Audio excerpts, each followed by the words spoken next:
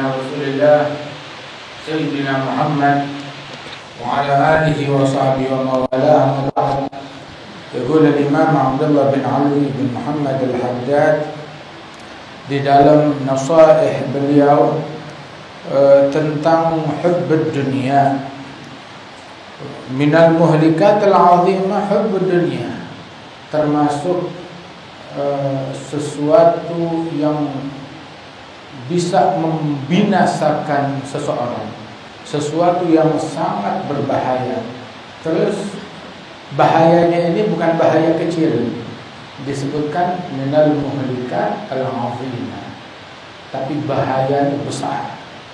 Walidzalik ada para awliya wasallam bilang ketika duduk kepada teman-temannya, ya Hasan al-Basri wa ghairuhu, dia bilang hayyanatu min al-dhunub allati la yatub minha an-nas. Ayo kita tobat dari suatu dosa yang mana orang-orang enggak ada yang bertobat dari dosa itu. Apa yang dipikirin? Yufakir fi fanaha, fi kathrat anaha, fi qillat ghinaha. Dia pikirkan fananya dunia, fana dunia, qillat ghinaha, sedikit kekayaannya, kathrat anaha, banyak bebannya, banyak yang dikorbankan buat meraih dunia.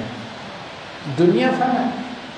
Yang punya jabatan, apa mereka selamanya buat jabatannya tersebut? Selamanya. Ada orang yang jadi presiden selama-lamanya? Enggak ada. Hatta presiden negara adidaya enggak selama-lamanya. Enggak selama-lamanya. Wah, lihat jam tangan. Bentar lagi turun. Begitu. Presiden di negara manapun, lihat jam tangan, bentar lagi turun. Kadang turunnya lebih cepat daripada jadwal pesawat. Loh, belum waktunya udah dilengserkan, udah digulingkan. Subhanallah. Ini dunia. Dunia madam madlihat wala hadlahada, dia tidak abadi untuk seseorang, dan gak ada orang yang abadi untuk dunia tersebut. Kalau enggak orang yang mati duluan atau dunia yang keburu kiamat, bas, itu masirnya dunia. Walhasil, termasuk bahaya yang paling besar adalah hubbud dunia, cinta kepada dunia. Bukan keberadaan dunianya, tapi obsesinya itu yang berbahaya. Obsesi akan dunia. Ketika seseorang terobsesi, tergila-gila, menganggap dunia segalanya, nah itu bala, itu musibah.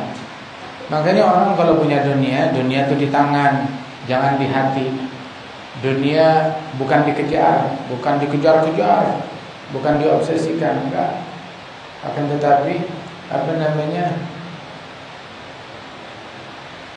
wal mal hubbul jah hubbul mal, cinta kepada tahta, kedudukan, cinta kepada harta. Jangan dikira dunia itu cuma tentang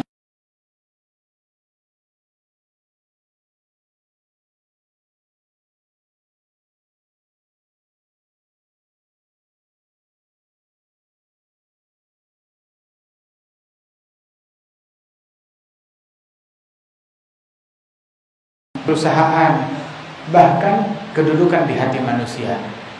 Pengen dihormati oleh fulan, pengen fulan kalau ngelihat saya nunduk, pengen orang ketemu saya diciumin tangan saya bolak-balik. Ada hubbud dunia, ada hubbud dunia, cinta kedudukan. Di mana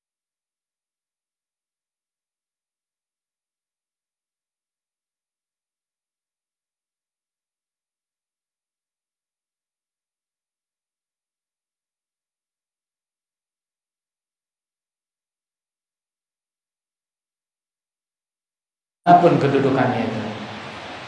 Dan yang kedua itu hubbul mal, cinta kepada harta.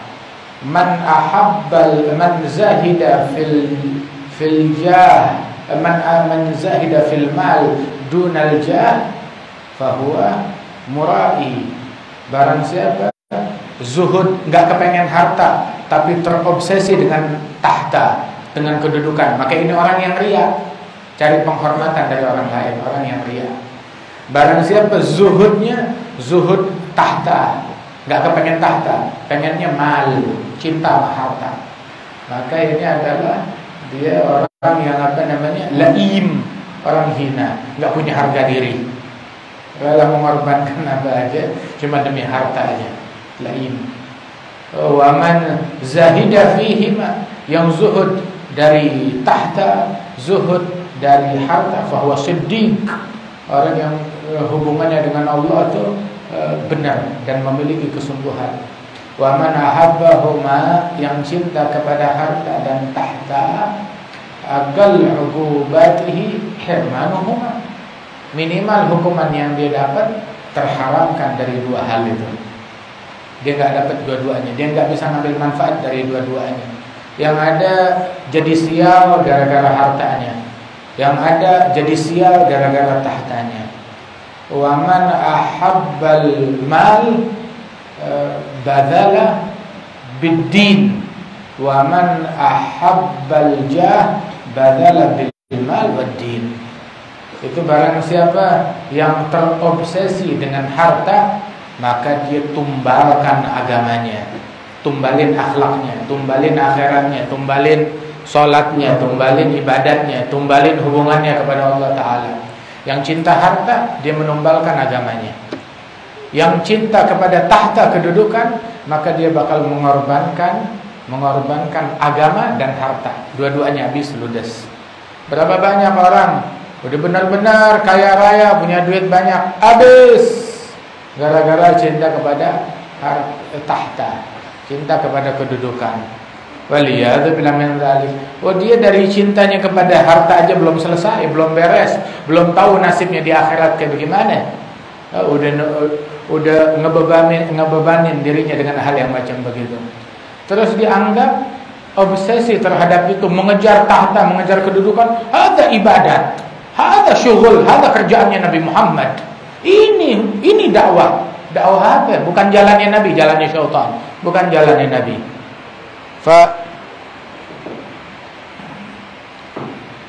Warisannya Nabi Muhammad bukan kursi. Warisannya Nabi Muhammad sallallahu alaihi wasallam adalah ilmu, adalah adab, adalah akhlak. Itu warisannya Rasul sallallahu alaihi wasallam. Adapun harta udah bekasnya. Harta adalah jandanya Qarun. Itu harta, jandanya Qarun. Begitu. Qarun mampus gara-gara harta, begitu. Terus udah gitu, udah mampus tuh Qarun, nah ente kawin sama tuh janda. Harta jandanya Qarun. Tahta kursi adalah jandanya Namrud dan Fir'aun. Dua-duanya mampus gara-gara kursi, gara-gara tahta, begitu. Terus dia berpikir, lah kalau aneh sih selamat. Aduh, masya Allah. Bukan ya, itu siluman itu.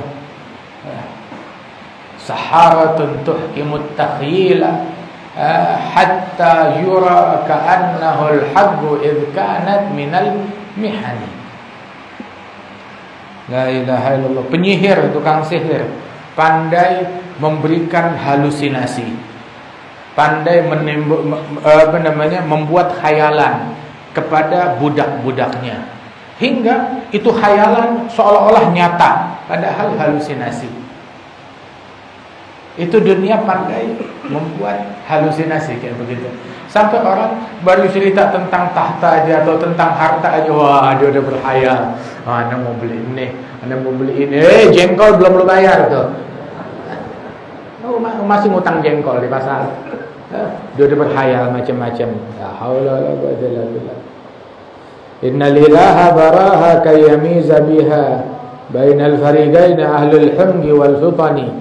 Fadhul hamabati man qad dhalla yajma'uha yu'ani sa'ya min syamin ila yamani mushammiran yarkabul aqtara mujtahidan liajliha yastalinul markabal khashini wa dhul hija yagluha zuhdan yambuduha wara'ah. Hatta dia lemparnya ke belakang.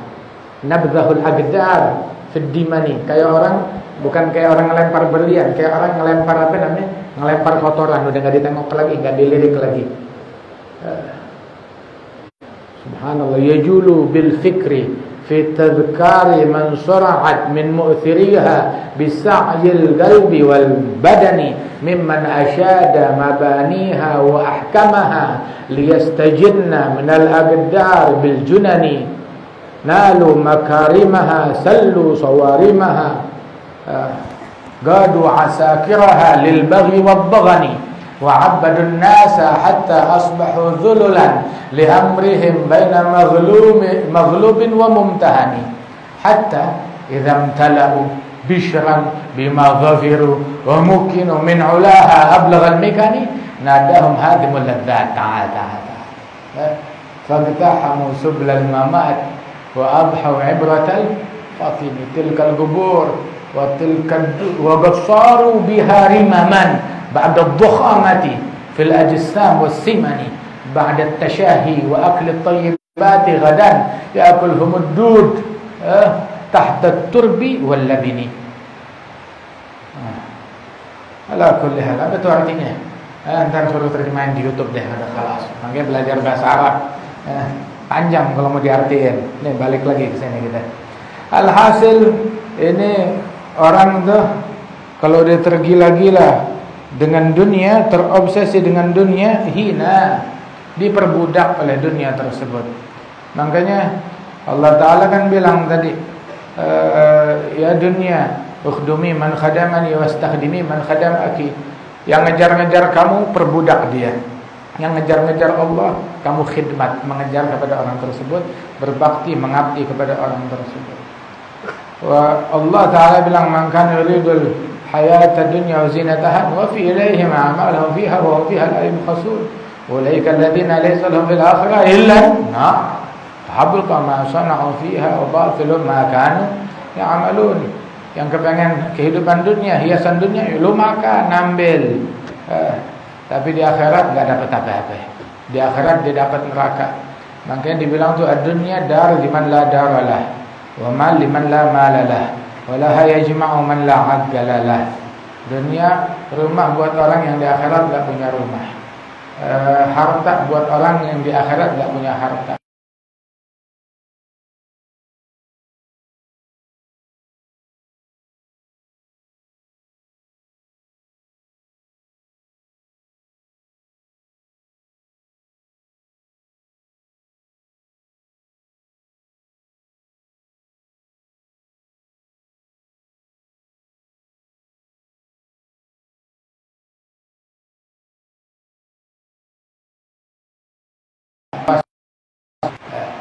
Di 7 tahun pertama.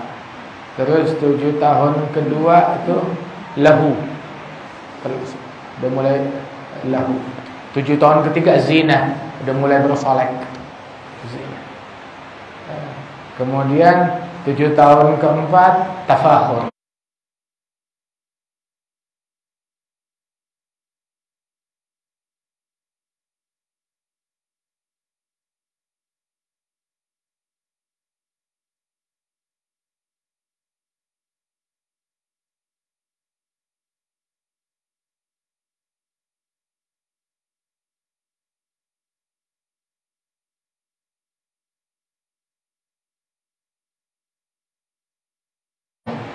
Saling berbangga-bangga antara mereka, membanggakan tahap yang dibanggain. Banyak contohnya. Terus setelah itu baru sampai akhir taka'atsur fil amwal wal aulad. Nanti sampai mati tuh. Katanya orang tuh kalau usianya tua, semuanya tambah tua. Matanya tambah tambah bermasalah, ya kan? Kupingnya tambah bermasalah, fisiknya tambah bermasalah, gitu. Semua kondisinya tuh organ tubuhnya tambah tua semuanya.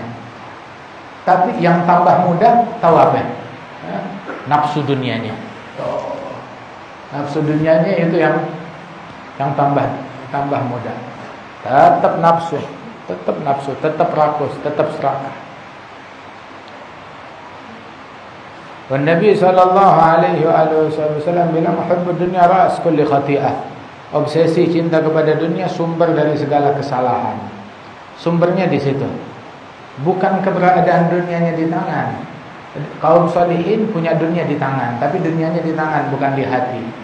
Bahkan tuh kalau Allah Ta'ala ingin menyebarkan kebaikan di suatu masa, di suatu zaman, di suatu negeri, dijadikan dunia di tangan orang-orang soleh.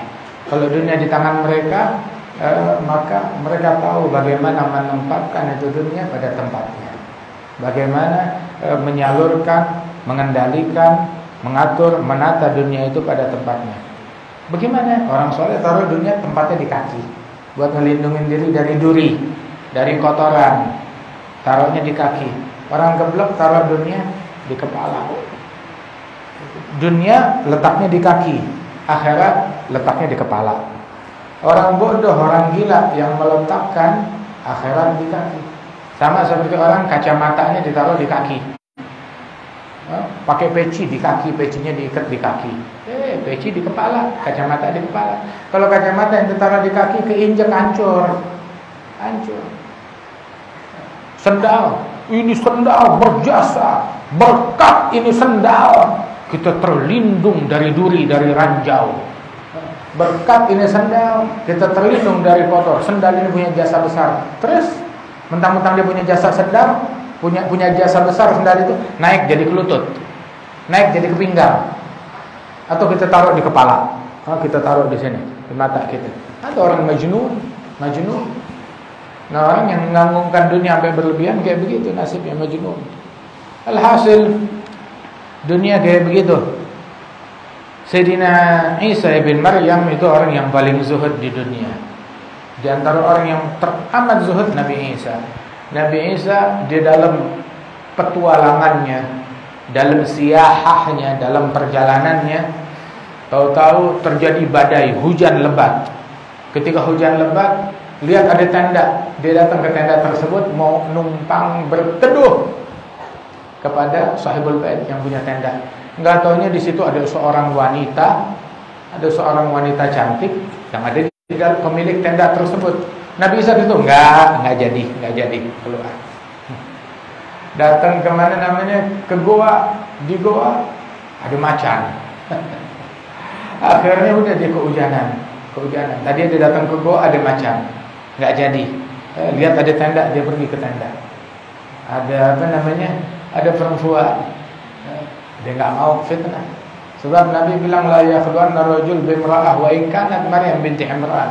Orang jangan berkhalwat berduaan dengan yang bukan muhrim, walaupun yang bukan muhrim itu wali besar, wanita suci. Bahkan walaupun dia adalah Maryam binti Imran, jangan berduaan dengan dia. Jadi enggak ada yang bilang, "Oh, curhat sama kiai, curhat sama ulama, curhat sama habib." Haram. Bukan curhat itu. Bukan curahan hati, curahan kejahatan. Waliyadzubillah. Alhasil akhirnya dia kehujanan. Di tengah badai udah kehujanan. Bukan di goa, bukan juga di tenda. Terus bilang, "Ya Rabb, taj'al li kulli syai'in ma'wa wa lam taj'al li ma'wa." Ya Allah, tiap makhluk kamu kasih tempat bernaung. Saya nabimu masa enggak dikasih tempat bernaung? Langsung dikabulin, dikasih tempat bernaung oleh Allah? Enggak. Allah Ta'ala bilang, "Ya Isa, ini dunia. Nanti di akhirat saya kasih kamu tempat bernaung. Dikasih istana, dikasih sorga. Terus dibilang, saya kawinin kamu di sorga. Terus saya undang buat walimahnya itu sekian tahun. Walimah kita kalau walimah berapa hari itu? Sekali, 2 kali paling. 2 kali. Acaranya, undang makannya 2 kali. Paling banyak 3 kali. Kalau dia hadir segitu doang. Nah ini bilang walimahnya sepanjang tahun. Yang diundang orang-orang surga semuanya. Ya salah, berkat zuhud di dunia. Ada Sayyidina Isa, orang yang paling zuhud itu. Ada satu orang muridnya dia bilang, "Ya Isa, ya Ruh Allah, ana mau khidmat sama antum."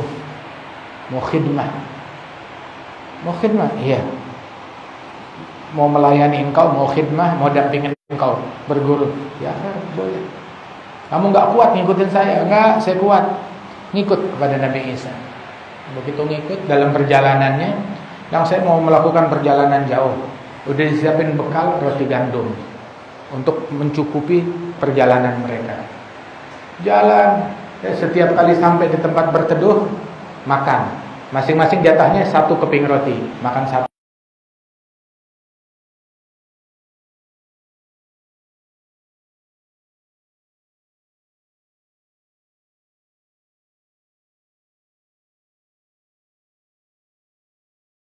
Hah, mana rotinya? Habis. Kamu makan? Enggak, saya nggak makan. Ya sudah. Al-mu'min yasduq wa yusaddiq. Mukmin dia berkata benar dan membenarkan orang lain. Kalau orang yang suka bilang lu bohong ya, itu tukang bohong. Makanya takut dibohongin. Pembohong nuduh orang pembohong. Pembohong mencurigai tiap orang kayak dirinya, tukang bohong. Tapi mukmin yasduq wa yusaddiq. Makanya ada mukmin saleh miskin, kesian, ntar dibohongin orang, ntar ditipu orang, ntar dikerjain orang, begitu. Ntar orang beli barang sama dia, begitu, nggak dibayar, ada aja begitu, ada tuh. Hasil. Kenapa? Biar pahalanya diambil nanti di akhirat. Ala kulli hal, mana dia? Bukan saya yang makan. Ya sudah. Jalan. Ketika jalan di hadapan mereka ada sungai, nggak ada perahu. Akhirnya Nabi Isa bilang, sini pegang tangan saya. Bismillah, Bismillah. Jalan di atas air, kering sampai ke ujung. Bagaimana? Oh, mukjizat luar biasa. Ente Nabi. Terus tanya, Nabi Isa nanya, percaya saya Nabi? Percaya. Kamu Nabi? Diciumin tangannya. Lu yang makan roti gua? Enggak, bukan saya. Lewat di satu kuburan. Kuburan siapa nih? Gom biiznillah, bangun dengan izin Allah. Keluar mayitnya dari tanah. Ngobrol sama Sayyidina Isa, dibalikin lagi. Diciumin lagi. Ente Nabi. Percaya? Percaya. Beriman. Kamu yang makan roti saya? Bilang, enggak, bukan saya. Akhirnya sampailah mereka nih dengan kelaparannya, bernaung di sebuah tempat. Lihat ada gundukan tanah, bebatuan gundukan tanah gitu. Nabi Isa doa di atas gundukan tersebut. Muridnya bilang, wah jadi roti nih, jadi roti. Nggak tahu begitu doa jadi emas. Berubah jadi emas. Terkejut. Itu Nabi. Ya udah begitu kan. Terus dipisahin jadi 3 bagian. 1, 2, 3. Muridnya nanya, ya Nabi Allah, buat siapa itu? Nah, 1 buat saya, ya, 1 buat ente. Syukur. Udah. Atau lagi buat siapa? 1 lagi buat yang makan roti saya, penumpang gelap. Akhirnya muridnya bilang, saya orangnya. Senyum Nabi Isa. Jangan khawatir. 3-3-nya buat lu ambil semuanya. 3-3-nya buat ente. Diambil 3-3-nya, tapi dengan syarat, lu jangan berteman lagi sama aneh. Artinya jangan mendampingi saya. Kita pisah jalan. Ente ambil tuh emas, ambil tuh dunia, kita pisah jalan. Muridnya bilang, ya akhir, jadi. Udah. Diambil tuh emas. Begitu Nabi Isa jalan ninggalin dia. Itu murid baru kepikir, dia mau coba bawa, nggak bisa kepikul. Bingung. Tahu-tahu sampai sore malam datang 2 perampok, 2 penyamun. Atau orang baik kalau udah ngeliat emas jadi penyamun, jadi perampok. Datang gitu mereka mau menjarah. Akhirnya gini deh, kita berdamai aja. Emasnya ada banyak.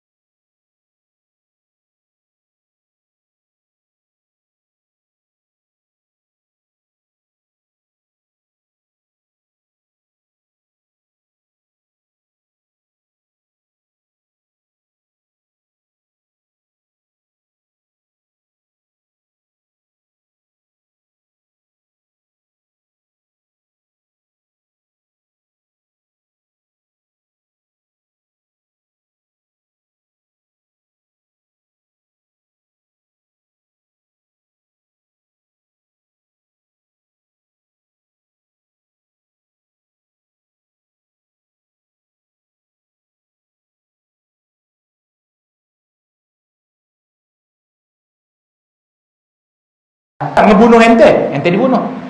Maslahatnya mereka ngerampok ente dirampok.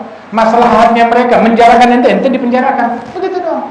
Nggak kenal persaudaraan, kesetiaan, setia kawan, nggak ada yang nggak kenal mereka itu. Yang mereka kenal maslahat, menguntungkan jalan bareng.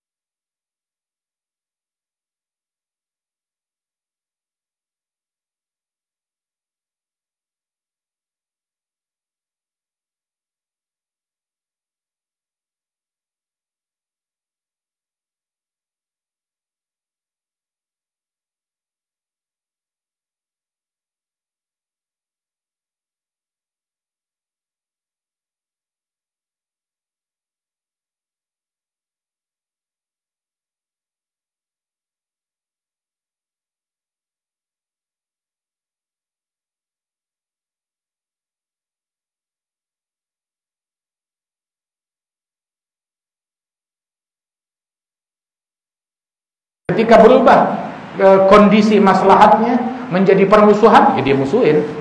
Maslahatnya ngebunuh, ya dia bunuh. Habisin, ya habisin. Begitu. Makanya hati-hati sama orang dunia. Alhasil, Sayyidina Isa udah jalan, ini bergaul sama perampok. Sampai mereka di goa, kita lapar. Duit ada. Bawa ada ini duit sedikit, beli makanan. Satu orang beli makanan, dua orang jaga emas. Jaga nih emas, jadi nggak bisa dibawa kabur. Sudah, yang satu beli makanan, yang dua jaga emas.